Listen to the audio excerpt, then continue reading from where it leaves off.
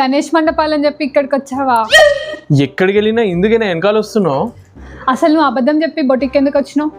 యానివర్సరీకి నీకు సర్ప్రైజ్ ఇద్దామని చెప్పి శారీ సెలెక్షన్ కోసం వచ్చిన. దీనికి కూడా డౌటా? నీదని చెప్పు, నా కోసమా పాకిజా కోసమా?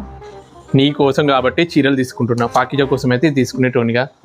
నీ పైన ఏదో డౌట్ వస్తుంది నాకు. ఇన్ని సంవత్సరాల నుంచి తీసుకోవాలి కానీ ఇప్పుడు ఎందుకు తీసుకోవాలనిపించింది నీకు? ఇన్ని యానివర్సరీస్లలో నేను షిప్లోనే ఉన్నా. ఫస్ట్ టైం యానివర్సరీ కలిసి చేసుకుంటున్నాం కాబట్టి ఏదో ప్రేమ కొద్దీ తీసుకుందాం అనుకున్నా. తీసుకున్నావు కానీ ఒకటి కాదులే, ఒక 3-4 తీసుకో. మీ ఆర్డర్లు మేమేం సర్ప్రైజ్ ఇవ్వాలో కూడా మీరే డిసైడ్ చేస్తారే. 1, 2, 3, 10 చీరలు చెప్పు, తీసుకుంటాయి ఇక. నువ్వేం సెలెక్ట్ చేయకు, నేను సెలెక్ట్ చేసుకుంటే ఇంట్లో వాళ్ళకి నువ్వు తెచ్చినా అని చెప్పు.